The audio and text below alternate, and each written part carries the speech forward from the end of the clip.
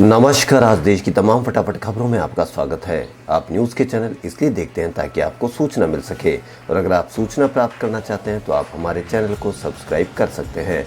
लेकिन यदि आपको ऐसे चैनल देखने हैं जिसमें सिर्फ लड़ाई झगड़े की बहस होती हो, आपके मन में गंदगी भरने का काम होता हो, और हाँ, वह चैनल बच्चों के रोजगार से, पेट्रोल की बढ़ती कीमतों से और जो भी ऐसी देश की समस्या है जैसे ऑक्सीजन की कमी से पिछले 2-3 महीने पहले ही कई कोरोना पीड़ित मरे थे, उसके बावजूद उन्होंने ऐसी समस्याओं पर डिस्कस नहीं की।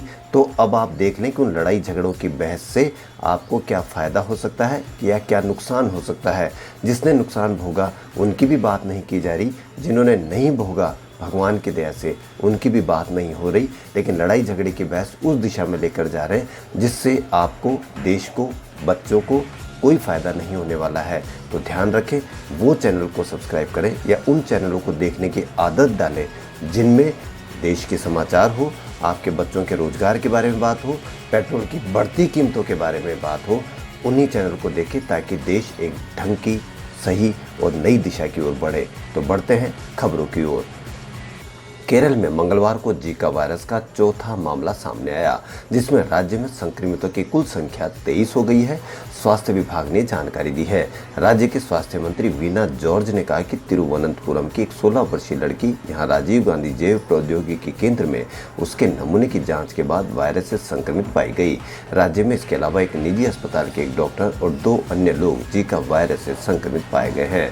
स्वास्थ्य मंत्री ने बताया कि कोयम्बटूर स्थित एक प्रयोगशाला ने पुष्टि की कि 38 वर्षीय डॉक्टर के नमूने की जांच करने के बाद ये वायरस से संक्रमित पाए गए। मंत्री ने कहा कि पुंथुरा निवासी 35 वर्षीय एक व्यक्ति और यहाँ षष्ठमंगलम की रहने वाली 41 वर्षीय महिला वायरस से संक्रमित पाई गई। उन्होंने लोगों से सतर्क रहने का आग्रह किया क्योंकि राज्य में जीका वायरस से संक्रमित होने वाले की संख्या में वृद्धि हो रही है। नमूनों की जांच यहाँ के सरकारी मेडिकल कॉलेज और कोयम्बटूर स्थित प्रयोगशाला में की गई है। मंत्री ने कहा कि जीका वायरस के लिए नमूनों की जांच सोमवार को यहाँ के सरकारी मेडिकल कॉलेज में शुरू हुई। कोविड-19 से पीड़ित होकर ठीक होने के बाद वयस्क के नहीं, बच्चे भी संक्रमण के बाद उपजी शारीरिक समस्याओं जैसे गैस बनना, सर दर्द, दिमागी कमजोरी, सांस में तकलीफ आदि को लेकर शहर के अस्पताल पहुंच रहे हैं। निजी अस्पतालों के डॉक्टरों ने जानकारी दी है। जिन बच्चों को कोविड के हल्के लक्षण थे उनमें भी मल्टी सिस्टम इन्फ्लेमेटरी सिंड्रोम के अलावा ठीक होने में देरी की समस्या देखी जा रही है। फोर्टिस अस्पताल में बाल रोग विभाग के निदेशक डॉक्टर राहुल नागपाल ने कहा कि सौभाग्य से बच्चों में कोविड के बहुत तीव्र लक्षण देखने को नहीं मिले हैं। कुछ ऐसे मरीज आए जिनके हृदय या किडनी की समस्या थी, गंभीर दमा या मोटापे की समस्या थी और उन्हें अस्पताल में भर्ती होने की जरूरत थी। सोने की तस्करी कस्टम एक्ट के तहत आएगा या गैर कानूनी गतिविधियां अधिनियम के तहत? आतंकी कृत्य, इसका परीक्षण करने के लिए मंगलवार को सुप्रीम कोर्ट तैयार हो गया है। कोर्ट ने मामले में कानून के इस सवाल पर नोटिस जारी किया है। अदालत ने केरल हाई कोर्ट के उस आदेश को चुनौती देने वाली राष्ट्रीय जांच एजेंसी NIA द्वारा दायर याचिका पर यह कदम उठाते हुए इसे एक अन्य मामले के साथ जोड़ दिया है। NIA ने केरल हाई कोर्ट के फैसले को चुनौती दी है जिसमें केरल सोने की तस्करी मामले में 12 आरोपियों की जमानत दी गई थी। CJI NV Ramanna, justice ES Bopanna और जस्टिस ऋषिकेश राय की पीठ ने कहा कि वो जमानत रद्द करने के पहलू पर विचार नहीं करेंगे। पीठ ने कहा कि वो कानून के सवाल पर सुनवाई करेंगे। पीठ ने क्या कहा, क्या यह अपराध सीमा शुल्क अधिनियम के तहत कवर किया गया था या यह गैर कानूनी गतिविधियां अधिनियम की धारा के तहत आतंकी कृत्य की परिभाषा के अंतर्गत आता है। पीठ ने कहा कि आरोपी सरकार के कर्मचारी हैं, हम जमानत रद्द करने के पहलू में नहीं आएंगे, हालांकि हम कानूनी प्रश्न को खुला छोड़ सकते हैं।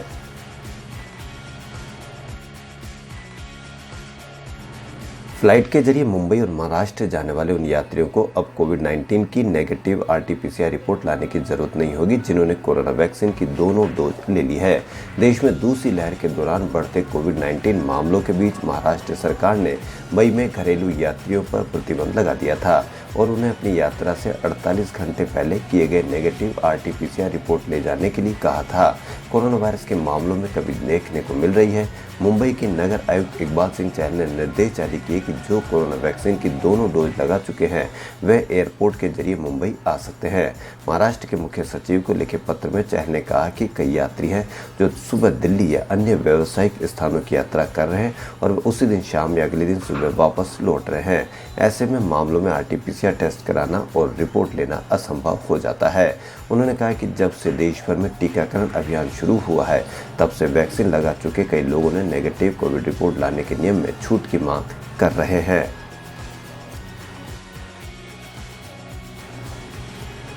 चिकित्सा संस्थानों में प्रवेश के लिए नीट स्नातक परीक्षा पहली बार 13 भाषाओं में आयोजित की जाएगी। केंद्रीय शिक्षा मंत्री धर्मेंद्र प्रधान ने मंगलवार को ये जानकारी दी। पंजाबी और मलयाली को परीक्षा के माध्यम के रूप में जोड़ा गया है। मंत्री ने कहा कि पश्चिम एशिया में भारतीय छात्रों की सुविधा के लिए राष्ट्रीय पात्रता सह प्रवेश परीक्षा नीट का कुवैत में एक नया परीक्षा केंद्र खोला गया है। उन्होंने ट्वीट किया, नीट स्नातक 2021 के लिए पंजीकरण शाम 5 बजे से शुरू हो गया है। नीट परीक्षा के इतिहास में पहली बार पश्चिम एशिया के छात्रों की सुविधा के लिए कुवैत में भी एक परीक्षा केंद्र खोला गया है। उन्होंने कहा कि नीट 2021 परीक्षा पहली बार 13 भाषाओं में आयोजित की जाएगी और पंजाबी और मलयाली भाषा को जोड़ा गया है। स्वास्थ्य मंत्रालय ने मंगलवार को देश के हिल स्टेशन और मार्केट में बढ़ती भीड़ पर चिंता व्यक्त की है। हेल्थ मिनिस्ट्री के जॉइंट सेक्रेटरी लव अग्रवाल ने कहा कि लोग कोरोना की गंभीरता को नहीं समझ रहे हैं। हम जब भी थर्ड वेव की बात करते हैं तो शायद उन्हें लगता है कि हम मौसम का अपडेट दे रहे हैं। शायद इसीलिए कई जगह कोरोना प्रोटोकॉल के बिना भीड़ भाड़ देखी जा रही है। इस बीच नीति आयोग के सदस्य डॉक्टर वी.के. पॉल ने बताया कि दुनिया के कई शहरों में तीसरी लहर दिख रही है। ऐसे में हमें ये तय करना होगा कि तीसरी लहर का असर भारत पर न पड़े। उन्होंने कहा कि इस वक्त हर दिन दुनिया में 3.9 लाख नए केस सामने आ रहे हैं, जबकि दूसरी लहर के दौरान 9 लाख केस आ रहे थे। प्रधानमंत्री नरेंद्र मोदी ने भी साफ कहा है कि तीसरी लहर कब आएगी, इस पर चर्चा करने के बजाय हमें इसकी निगरानी पर ध्यान देना चाहिए।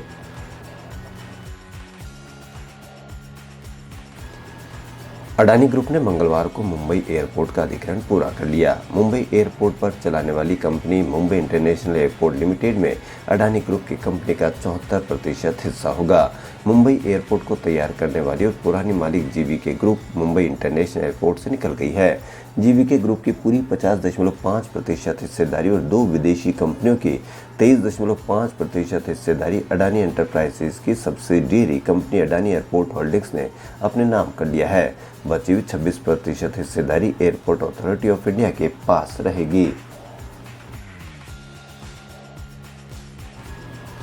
निवेशकों के लिए पब्लिक इशू के लिहाज से आज यानी 14 जुलाई का दिन खास है। इसी दिन online food delivery company Zomato का IPO खुलेगा, जो 16 जुलाई तक खुला रहेगा। इसके जरिए कंपनी 9,375 करोड़ रुपए जुटाने की तैयारी में है। जोमेटो के दीपेंद्र गोयल ने अपने ऑफिस के दोस्त पंकज चड्ढा के साथ मिलकर 2008 में लॉन्च किया था। वह यहाँ कि दीपेंद्र रोजाना की दफ्तर गए थे और कैंटीन में खाने के मेन्यू का इंतजार कर रहे थे। उन्हें महसूस हुआ कि मेन्यू में काफ़ी समय लग रहा है। फिर उन्होंने खाने का मेन्यू स्कैन करके इंटरनेट पर डाला तो लोगों को ये काफ़ी पसंद आया। यहीं से उन्हें एक ऐसी वेबसाइट का आइडिया है जिस पर लोगों को आसपास के रेस्टोरेंट की जानकारी मिल सके। दीपेंद्र ने पंकज के साथ मिलकर साल 2008 में फूडीवे खोला, जिसका नाम 2010 में बदलकर जोमेटो कर दिया गया। खबरों फिलहाल इतना ही। यदि आपको हमारा चैनल पसंद आए तो लाइक, सब्सक्राइब और शेयर अवश्य करें। धन्यवाद।